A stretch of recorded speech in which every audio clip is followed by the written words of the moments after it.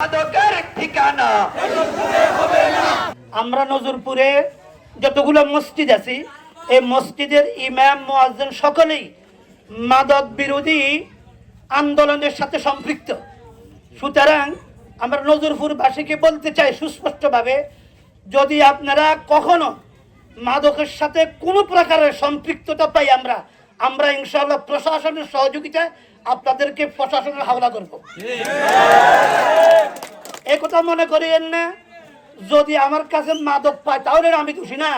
হাদিস শরীফের মধ্যে আসছে লানাল্লাহুল কাতিবা ওয়াল মাকুলা ওয়াশ শাহিদা, এভাবে হাদিস শরীফের মধ্যে আসছে যে ব্যক্তি সুদ খাইবে, সুদ দিবে, সুদের সাক্ষী হবে, সকলেই সমান দোষী।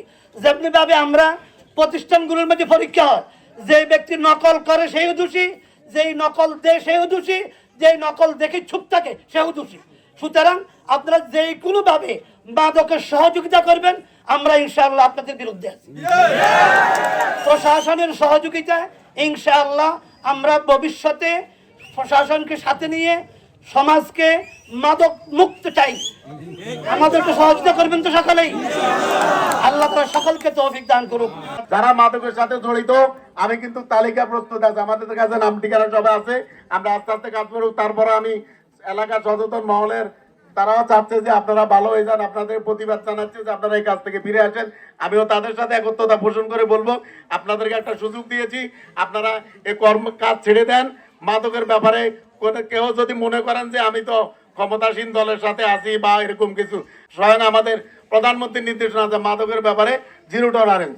সুতরাং মাদকের ব্যাপারে কেউ যদি মনে করেন যে আমি ধরা পড়লে আমাকে কেউ ছুটে নিয়ে আসবে, আমার এই 9 মাস থানাতে কোনো ইতিহাস নাই, কোনো মাদক ব্যবসায়ী কোনো অপরাধী আমার এখান থেকে ছাড়া পায় নাই, আমি ছাড়বো না। মাদক অনেক সময় না পাইলে কিন্তু মামলা দেওয়া যায় না, কিন্তু আমরা এটাও বিচার বিভাগের সাথে ওনারাও আমাদেরকে সহযোগিতা কথা বলছি। এখন খাইলে বা সামান্য পরিমাণ পাওয়া গেল আমরা সাজা বিচার ব্যবস্থা করেছে, সাজার ব্যবস্থা আদালতে পাঠাইলে সাজা দিয়ে দেয়। আয় আল্লাহ যারা মাদকের সাথে সম্পৃক্ত আছে তাদেরকে হেদায়েত দান করেন, তাদেরকে পুনরায় ফিরিয়ে দেন।